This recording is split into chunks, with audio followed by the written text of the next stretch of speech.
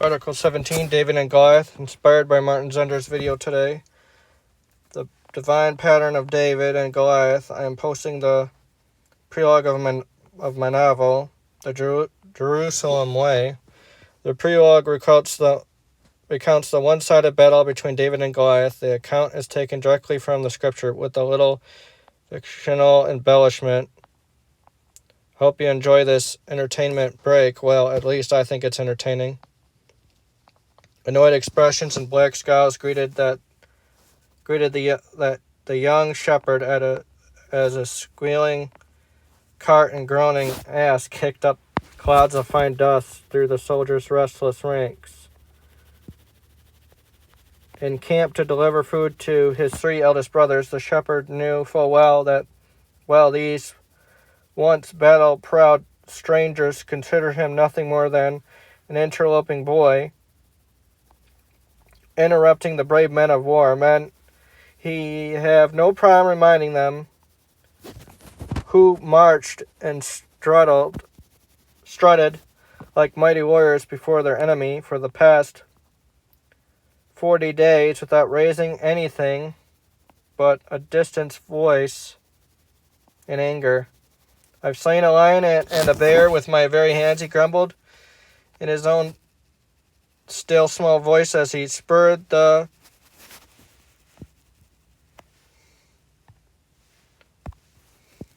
raw-boned relic atop which he self-consciously sat with a sharp jab of his sandaled heels.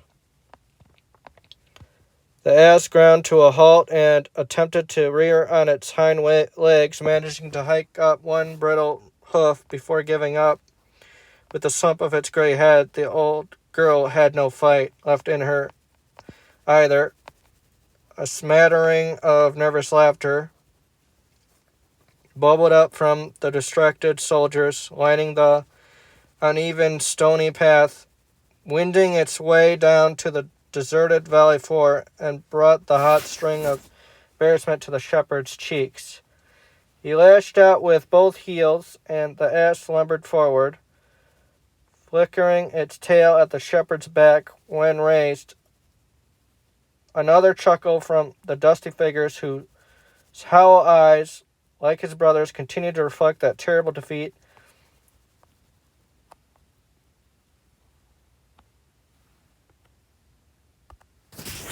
Ebenezer. That's what you get for letting a boy do a woman's work. More laughter, unsteady yet pointed. A colossal gob of spit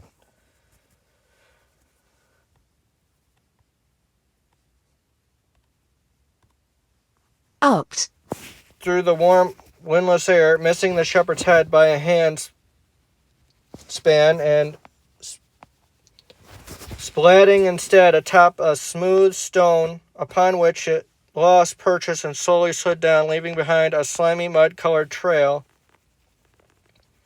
If your aim's that bad, the shepherd heard himself calling out, no wonder you're afraid to fight. An edgy silence hummed in by the clamor and the clatter. The anxious war camp descended like a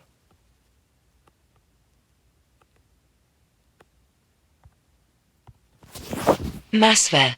Over the surrounding soldiers, holding his head over a little higher, as if above it all. The shepherd urged the old girl on, but a tall, one-eared man wearing a coarse beard, a dangerous grin splitting it, and a captain's insignia on his battered bronze shoulder guards, took a measured step onto the dusty path and drew his sword. The early morning sun glinting sharply off the slowly upraised blade.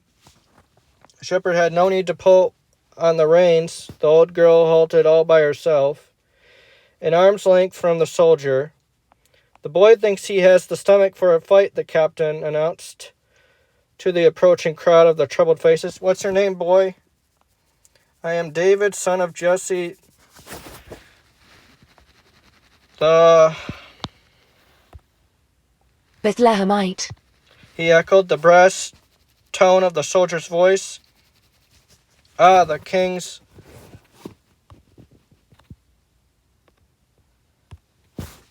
Liarist. I thought I recognized your ruddy face. With dark eyes narrowing, the captain peered over David's rigid shoulders at the covered wooden cart. Where's your...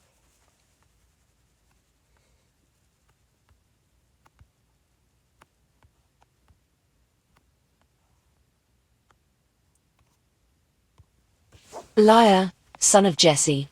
Are you hiding it? Ashamed of being a musician and not a soldier?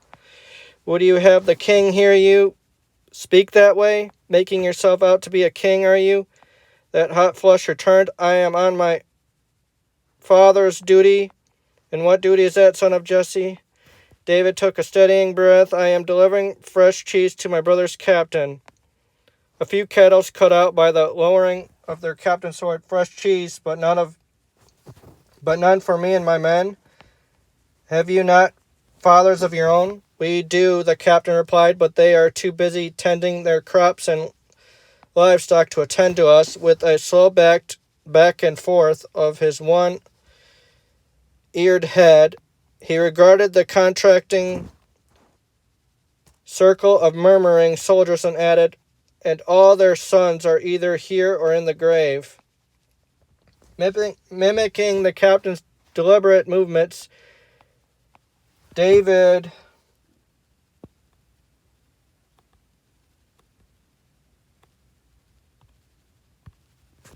Canvassed.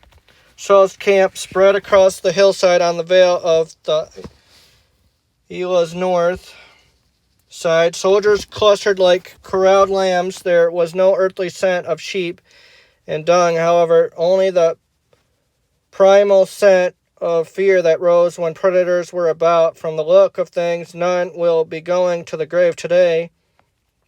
The captain's dangerous grin turned deadly, further dividing his rough beard. Calling us cowards again, or do you fancy yourself a prophet as well as a king? I am only David, son of Jesse, the Hathamite, who has the tongue of an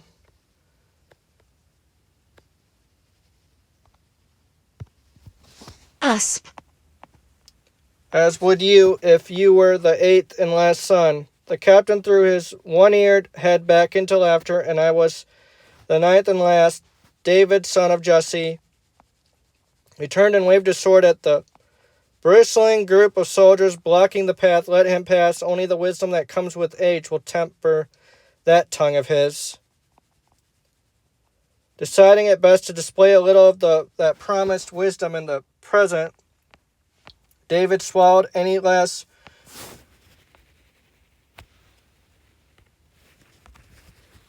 Rejoinders. and snapped the reins, sighing in silent relief as the old girl, without further urging, trundled on deeper into the camp, now rustling and bustling with nervous energy.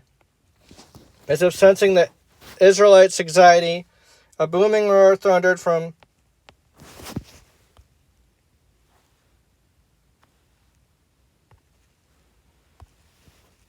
Stanham. the hill on which the Philistines had pitched their camp on the south side of the valley 40 days ago. The din echoed like thunder across the dividing ravine. The Philistines' barrage was immediately met by a deafening cry from Saul's camp, so loud it felt as if though the hill itself were being rent into two, and for a moment the great unease in the air was lifted and raised on the singular voice of the men of Israel and Judah. Had it sounded like this at Jericho, the Tumult. died down as quickly as it had erupted. The unease returned.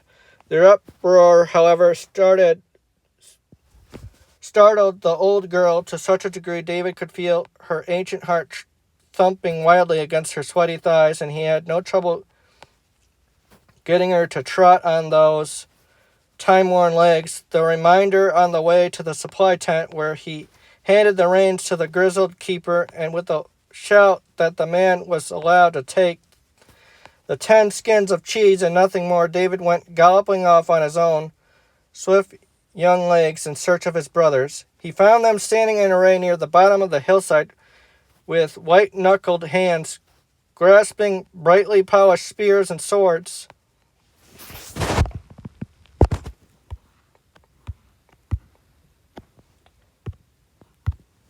Susurrus of nervy whispers surrounding Them like erratic butterflies as they stared out on the once again silent Philistine encampment, unable to control his excitement upon seeing his brothers. After 40 days, David fell on the neck of the eldest,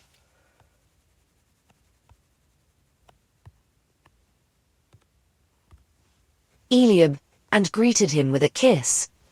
"What brings you here, brother?" Eliab asked, with more than a hint of skepticism in his voice at the yet unspoken answer, as David likewise greeted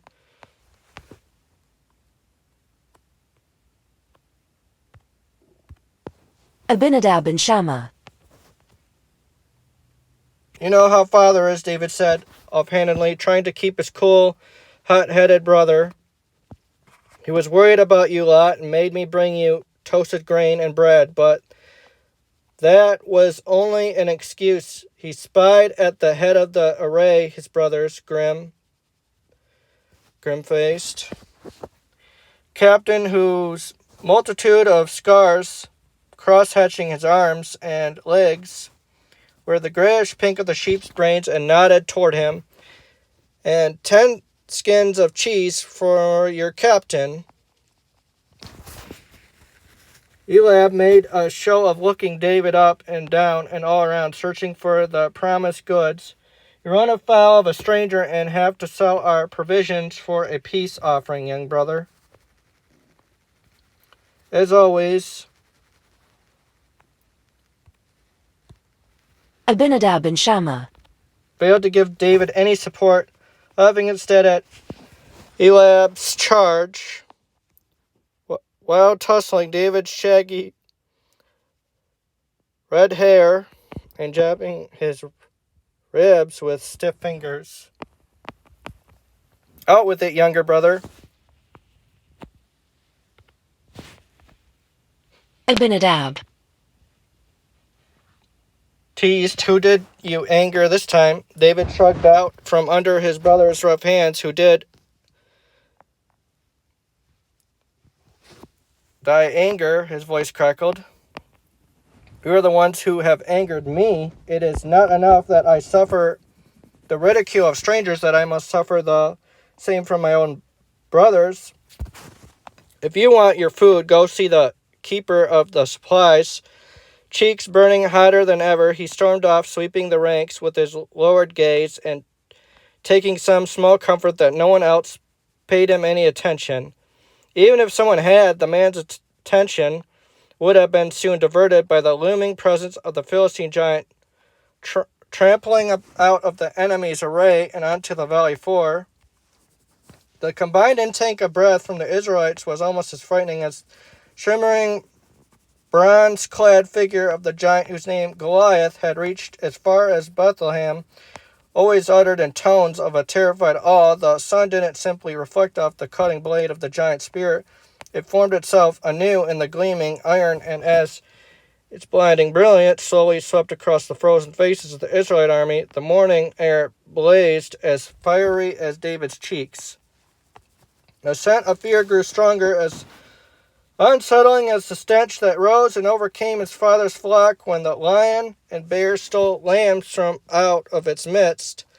David spun around in a dizzying circle, catching his own breath at the tragic sight of the petrified men of Israel and Judah. Like the wooden, stone, and bronze idols of their heathen enemies, Saul's host stood motionless, powerless, and utterly worthless. Coming to a stop in the middle of the ravine, Goliath opened his gargantuan bearded maw and growled outwards in a foreign tongue David had never before heard. After he finished speaking, the giant shield-bearer, who stood to one side and his body dwarfed by the hammered bronze plate, cried out, "Why do you bother settling yourself out as through in preparation for battle. Am I not a Philistine, and you servants of Saul? Choose a man and let him come down and fight. If he should prevail and smite me, then we will become your servants. But if I, Goliath of Gath, should prevail and smite him, then you shall become our servants. After 40 days, someone muttered, you think he'd come up with something new to say. After 40 days, someone else retorted, I was hoping you'd come up with something new to say. Only when he does. No one laughed. David sensed it was the same old routine day in and day out, that everyone had tired of it by now. 40 long days later, at least it relieved some of the tension, the milky blue sky gradually filling with the bronze clink of shoulders relaxing, muffled signs as white grips on weapons were loosened, the aimless shuffle of sandaled feet in the dirt, discarded conversations being picked up again, but not a single man made a move toward the giant. It was the one rumor David had prayed wasn't true, that all those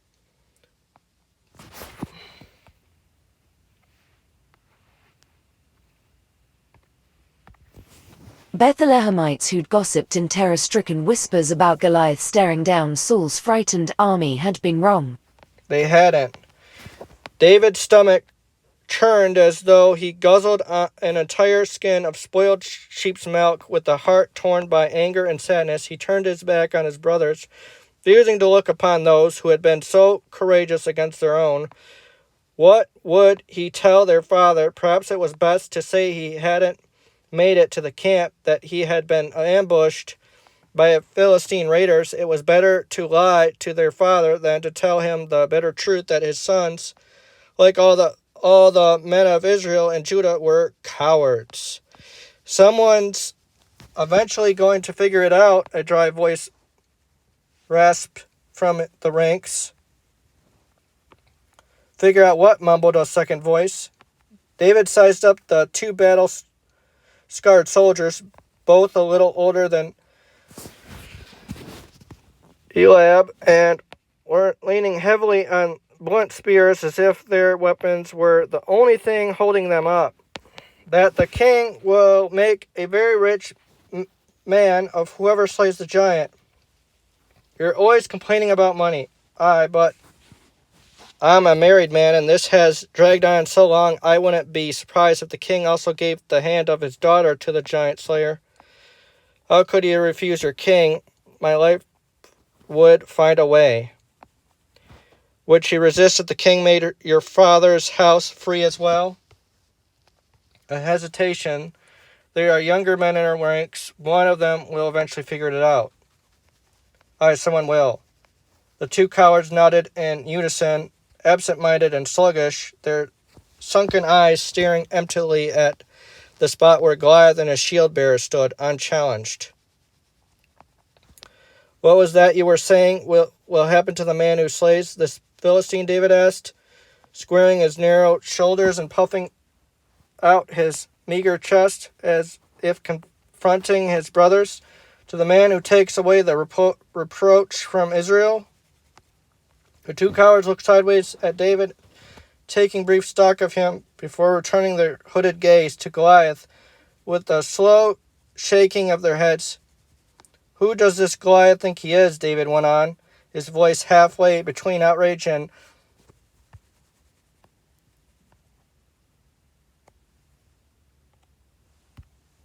lament, that he dared challenge the host of the living Elohim. You heard us the first time, shepherd boy, responded the first two cowards with obvious distaste. Thus shall it be done for the man who slays the giant. David, son of Jesse, whirled around, an oath on his lips. Eliab had broken rank and was bearing down on him, helmet in one hand, sword in the other, his inflamed face as red as David's hair. What have I done? David asked, empty hands hung in midair. I was just asking a question. What's the real reason you came down here? I already told you. David refused to back down in front of the cowards, his brother included. and tugged savagely on his earlobe. If you're not brave enough to challenge this Philistine, why don't you put that sword to good use and dig the wax from your ears?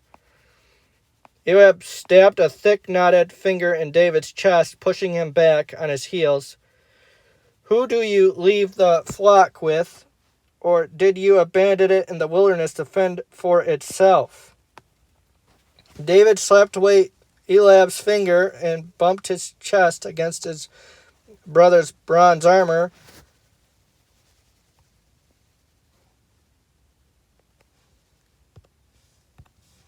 Gritting his teeth as a jagged corner of mail pierced the soft flesh behind his threadbare wool tunic. What do you think? What do I think? Eliab shouted, thrusting his sword into the well-trod ground at his feet, folding broth, hands atop of the pommel, and capturing what felt like the attention of every last soldier on the hillside. I think you came down here hoping to watch a battle to quench your thirst for blood. Everyone knows, my arrogant little brother, how you fancy yourself a great warrior and the lengths you will go to make believers of others. David had never come to any real blows with his brothers before. A valiant effort of patience on his behalf that felt close to finally being snapped. What lengths, he asked, although he knew the answer.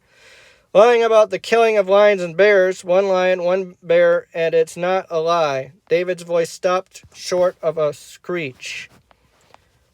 I think your young brother fancies himself a giant slayer, sneered the first of the cowards, his collaborator nodding in agreement and flashing David an almost toothless smile. What did you say would happen to the man who slays this Philistine? David asked, pointing toward the two cowards with as rigid a finger as he could maintain, his heart pumping as fiercely as the old girl's had upon hearing the roar from the heathen camp. I speculated to my friend here that the king would make a rich man of the giant slayer, the first coward said with an indifferent yawn, not bothering to take his weight off the unpointed spear, and that the king might give the hand of his daughter to that man.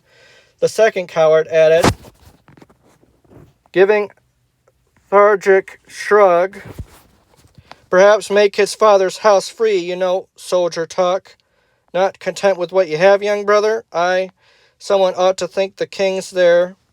There's a hero in our midst. The first coward interrupted, not disguising the weary scorn in his voice. At his suggestion, two smirkling soldiers slipped from their ranks and raced uphill in the direction of the king. Saul's tent, high on the ridgeline. You're in it now, young brother. Heads held high in triumph, dark eyes sparkling with satisfaction. The two soldiers returned with the king's own guard, taking great pleasure in the pointing out David, who stood off alone, fuming, refusing his brother's entreaties to talk. Though blinded by resentment, he did miss the initial look of confusion that quickly turned to amusement, then embarrassed the detachment on the guards.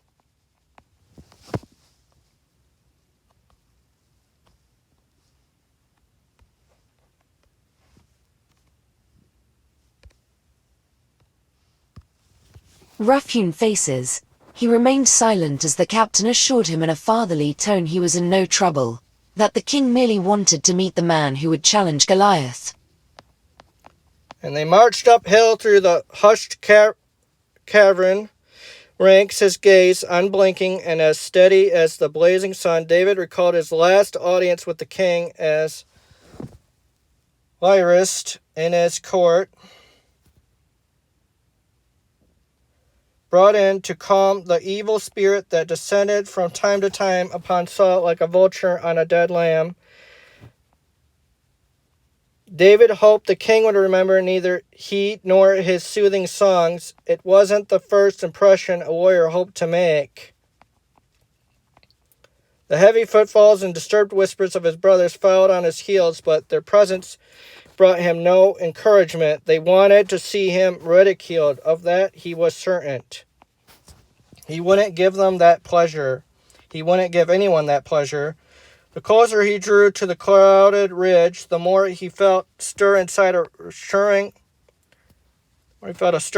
reassuring spirit, not of defiance, but of confidence, the same spirit that had filled him with courage when he had confronted and slew the lion and the bear with his own hands, the same rousing spirit that he had departed from the hearts of the men of Israel and Judah.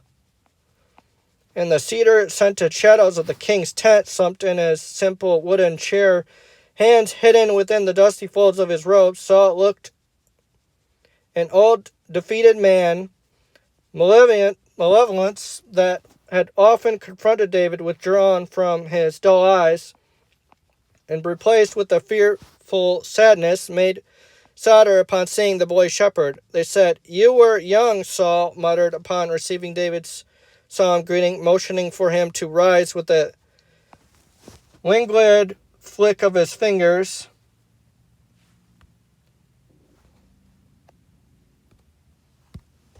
Languid flick of his fingers as they briefly poked out from under the robe. They didn't say how young. Abner, the long-serving chief of Saul's army, who stood stone-faced at the king's right hand, arms folded behind his back, gave David an almost imperceptible shake of his shorn head, as if pleading with him to say nothing. Your heart should not fall because of this Philistine, David said, keeping his gaze unwavering on Saul. I am your servant, and I will fight Goliath. Saul regarded Abner with a mournful sigh. Such bravery from one so young, old friend. By chance, has he stolen it from your host? Abner's slate-gray eyes narrowed as he stared down David with numb fury. You may wish to fight this Philistine, Saul groaned as he pushed himself up in his chair, but you can't because you are only a youth, and he has been a man of war from his youth. The king offered David a rueful smile. I admire your courage. I am the shepherd of my father's flock, David interrupted, ignoring Abner's increasingly incautious scowl. On 2 occasions, a lamb was carried off by a lion and a bear from the midst of my father's flock. Both times I hunted the beasts down, slew them with my bare hands, and returned the lamb to my father's flock. Saul leaned forward, resting his gray chin on thin, clasped fingers, a glimmer of hope being chased across his eyes by the dark forces of despair that had grown in the crippling strength. For 40 long days he looked afraid to believe, unable to. A surge of conviction boiling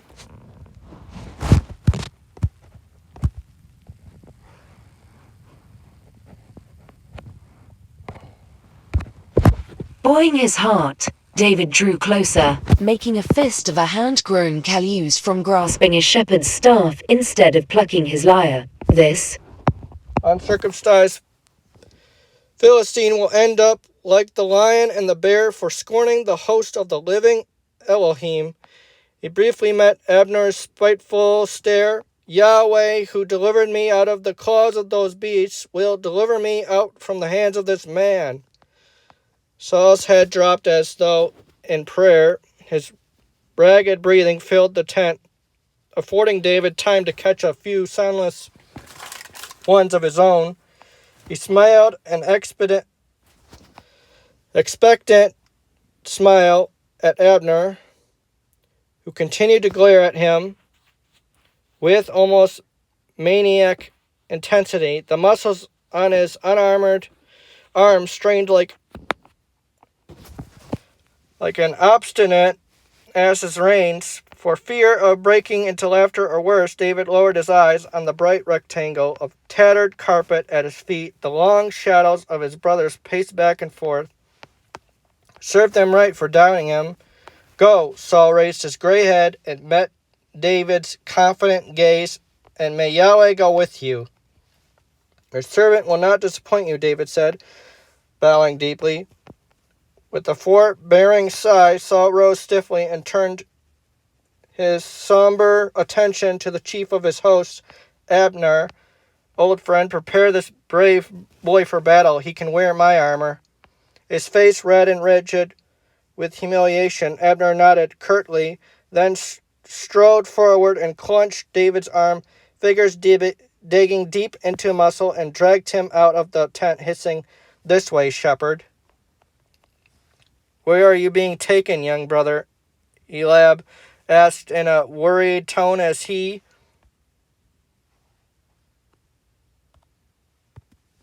Abinadab and Shammah chased David and Abner through the dusty maze of tents and bodies that made up the king's traveling court.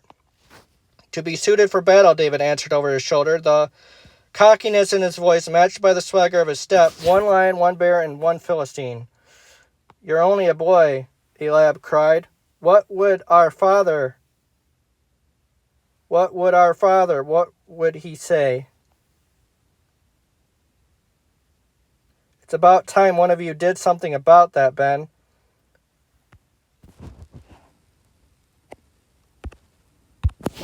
Avamardoth, David said, mimicking their father's sharp tongue. "You're lucky he's not around to hear you speaking like that. You're lucky he's not around to see you acting like cowards." Before another harsh word was uttered, David found himself being shoved roughly in the back and through the opening of a tent. He kept his balance for 3 teetering steps, then crashed into a stack of wooden crates and tumbled his head over heels, landing with a breathtaking smack on his back. "I don't know if you're mad, brave, or something else entirely," Abner snarled, grabbing the scruff of David's tunic and yanking him to his feet, "but I will not tolerate you calling my men cowards." "They are my brothers," David wheezed. "They are my men, and they have fought bravely for Yahweh." Knowing his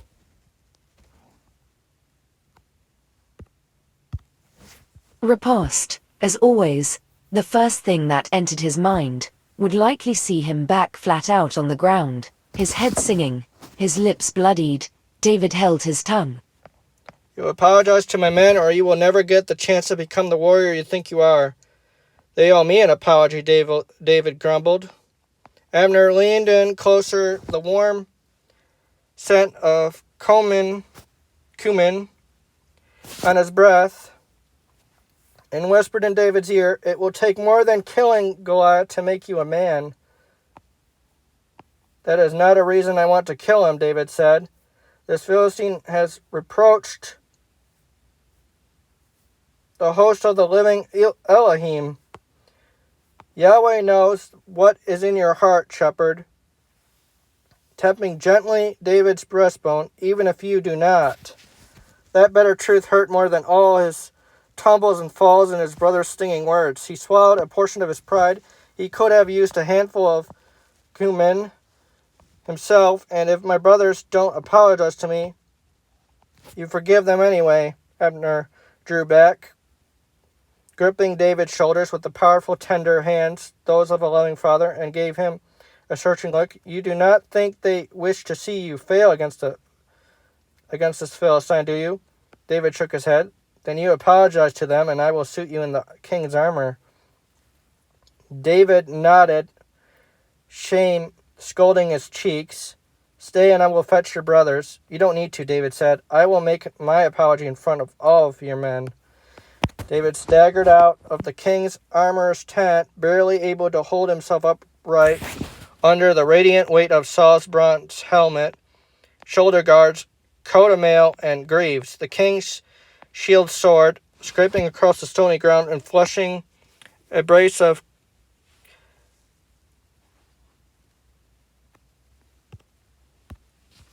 Caught from the branches of an ella tree. For a moment, David watched the birds. wheel over the Philistine camp, then returned his flustered gaze earthward toward Abner.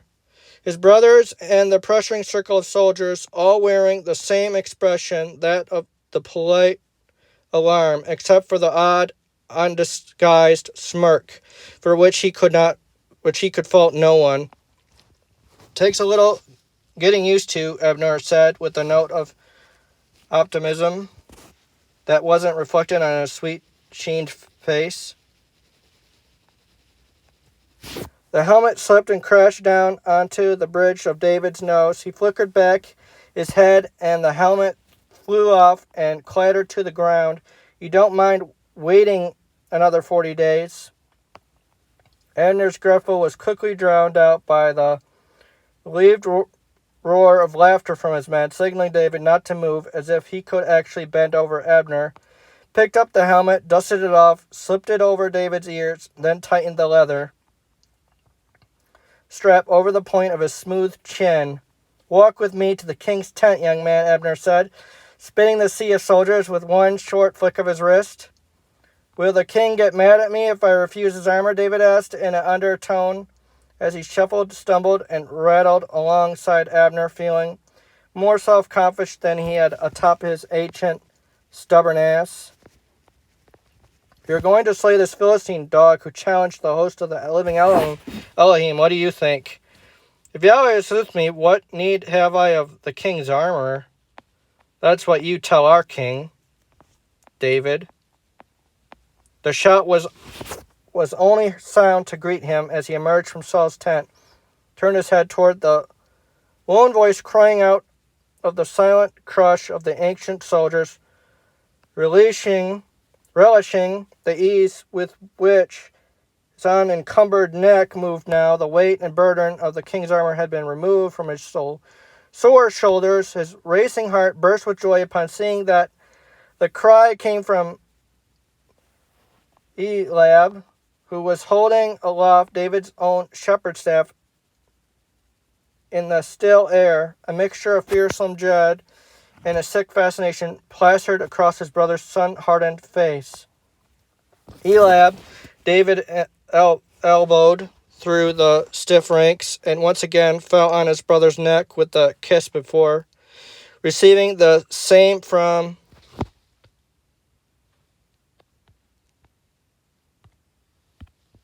Abinadab and Shammah. We couldn't let you face this Ben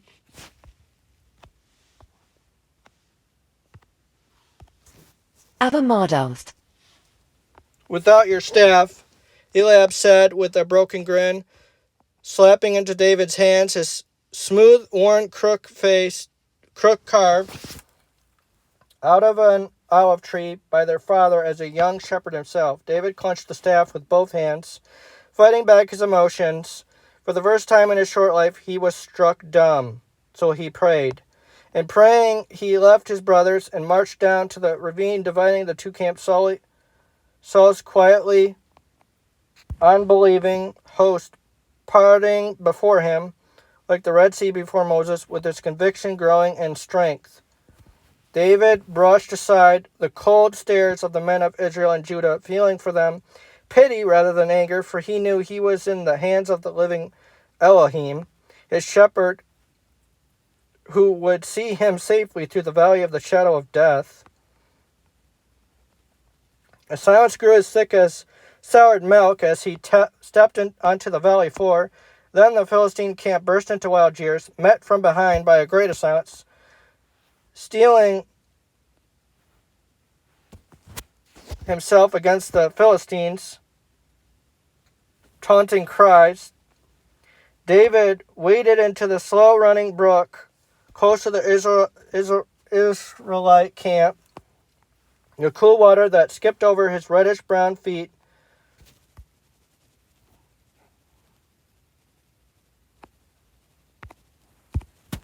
sluiced around his skinny ankles, bringing temporary respite from the day's rising heat. He selected 5 small, smooth stones from the crystal shallows, placing them in the hand-me-down pouch tied around his waist, then removed from the same supple skin the sling he used on countless occasions to kill snakes and smaller predators while attending his father's flock.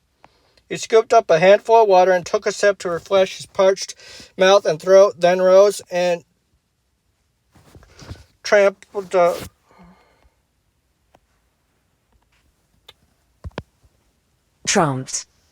splashing to the other side as if a young boy at play, again in his father's pastures. What now felt an eon ago. The jeers died, drawing up a good 30 paces from the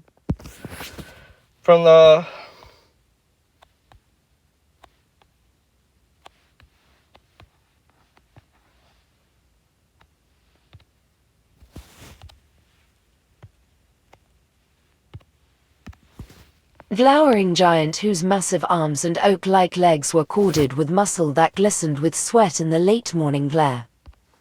David thrust his staff into the crumbling ground,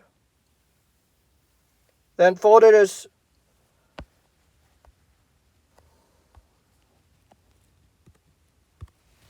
sinewy arms across his chest. An angry babel blared from the giant's fleshy lips. "Do you take me for some sort of dog?" his shield-bearer shouted, "coming at me with a shepherd's staff and stones?" "I only need my staff if you're as vicious as a mad dog," David replied. Goliath billowed another barrage of indecipherable venom. David shut his ears as the amused shield-bearer blasphemed the living Elohim, his shrill voice echoing the length and breadth of the valley and inciting another round of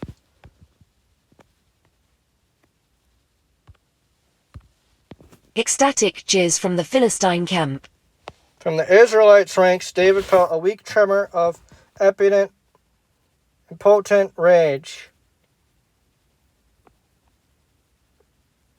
"Come closer," the shield-bearer screeched at Goliath, goading, "and I'll feed your flesh to the birds and the beasts." David didn't budge. "You come against me armed with a sword and a spear," he said in his most dismissive voice, the one he only dared use against his taunting brothers, voice that never failed to kindle their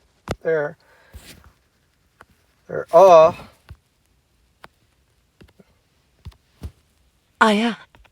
"Yet I come against you solely in the name of Yahweh of hosts, the Elohim of the armies of Israel, whom you have challenged. Make no doubt about it, Goliath of Gath. Yahweh will deliver you into my hands today, and once I've killed you, I'm going to cut off your head and feed your corpse and corpses of the entire Philistine camp to the birds and the beasts till they have had their fill, so that the whole earth will know there is an Elohim in Israel, and so that this whole assembly," David stretched both arms to take in the entirety of the two still and silent armies, "understands that Yahweh delivers victory with neither sword nor spear.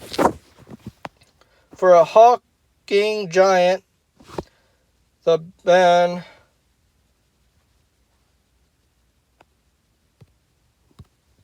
Avamardov moved fast as a lion, a savage growl issuing from his shaggy, wide-open jaws as he charged David, foregoing his towering shield as tall as David himself and raising his thick-handled spear in one colossal hand. Each of the giant's booming footfalls left a growing broom of dust in his wake.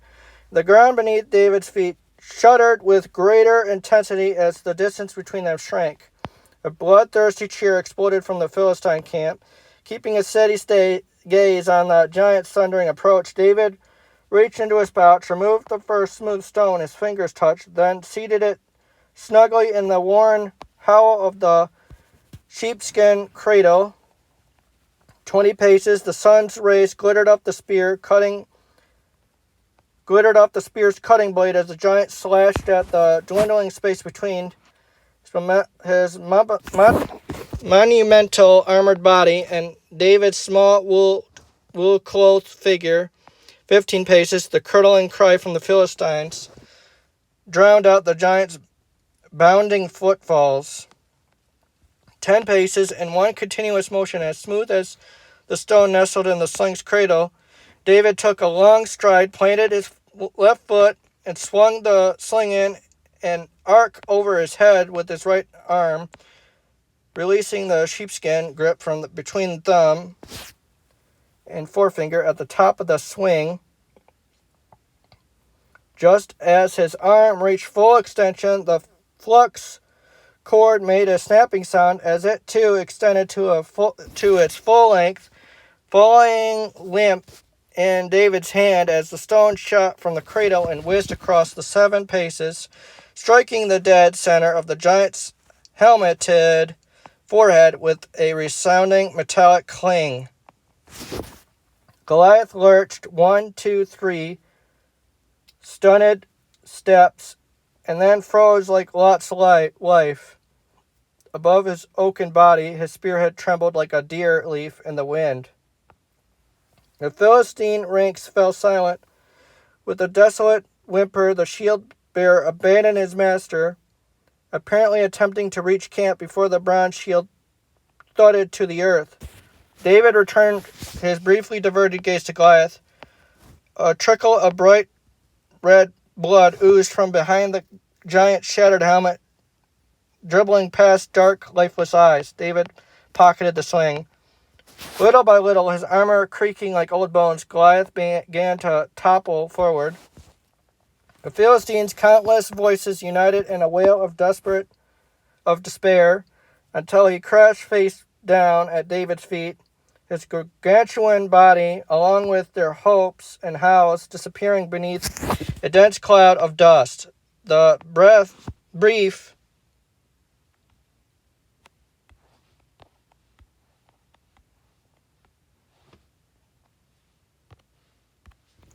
lacuna of silence was broken by the men of Israel and Judah erupting into delirious ecstasy. A prayer of gratitude on his lips, David knelt and, reaching through the thick dust, grasped the weather-bound handle of Goliath's sword with both hands and wrestled the heavy iron blade from its scabbard. As the dust settled, he stood up and with a deep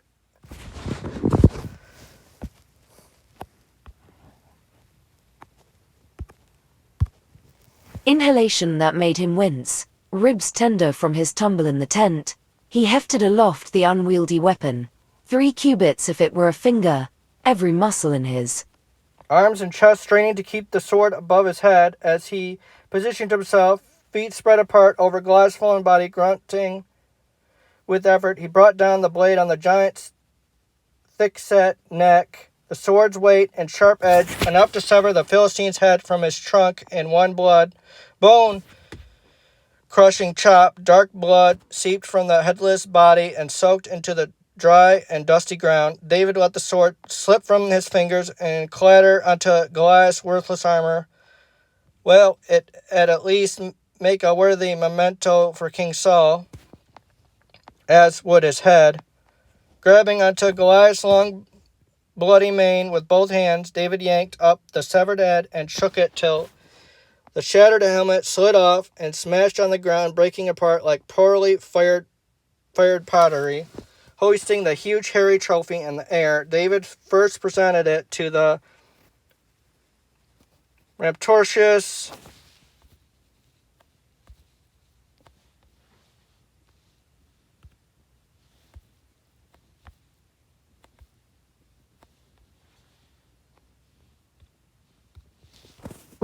Israelite host before turning around and showing it off across the shimmering haze of heat to the stunned Philistine camp.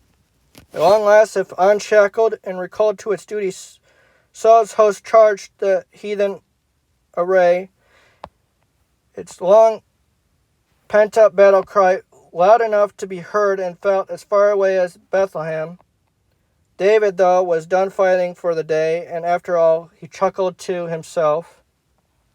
His father was expecting him home with news of his brothers. Regardless of today, he was still David, son of Jesse, the Behathomite.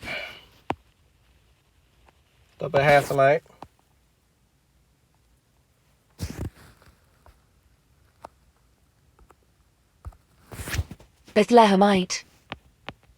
Dragging with one hand Goliath's enormous head, the other gripping his staff, David marched back to the foot of the deserted hillside, now dotted solely with tents, carts, and beasts of burden, where the lone figure of Abner awaited, a wry smile crackling his stony features. That was some shot, David, son of Jesse. Once it left my hand, David shrugged. Yahweh guided that stone. Abner clapped a tender hand on David's shoulder. Best you never forget that, especially when the woman came flocking. David blushed, silenced again. Abner laughed. I suggest you find someone who understands women, and find him soon. Just because you are a giant slayer doesn't mean you have faced your biggest challenge. A bigger laugh edged with dark foresight. Now come along, David, son of Jesse. The king wants to thank you. The king stood leaning against the back of his chair, squinting against the brightness of the day, his hands clasped and gazed fixed on the distant battle as the men of Israel and Judah pursued the Philistines beyond the hazy horizon. After a few moments at attention, Abner cleared his throat, and Saul glimpsed over his shoulder, returning his gaze briefly to the fray before sighing, straightening, and facing his visitors, his great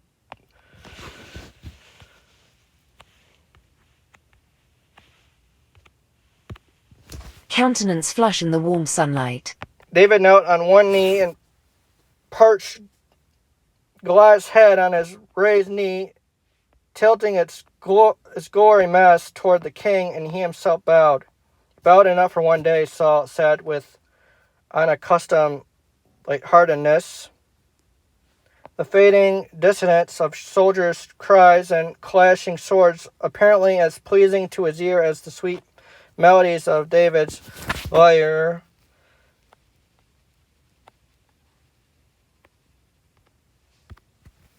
Lyre, this day has been a long time coming, and for that I have you to thank. Whose son are you, young man?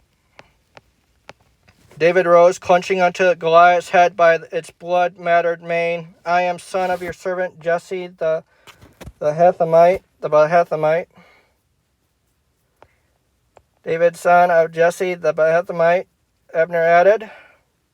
David, son of Jesse the Bethlehemite, Saul echoed as if saying those words for the first time. Who gives his praise to Yahweh of hosts, the Elohim of the armies of Israel, David said, praying. The king would neither remember David the lyrist.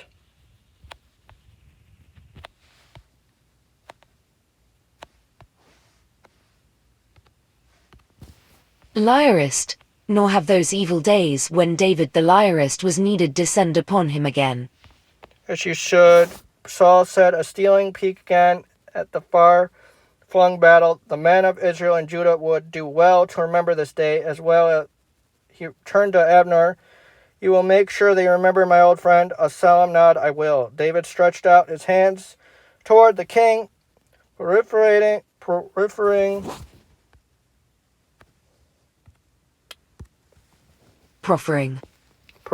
the Philistine's head with the slightest of bows. If it pleases you, I offer a small memento of this mighty day.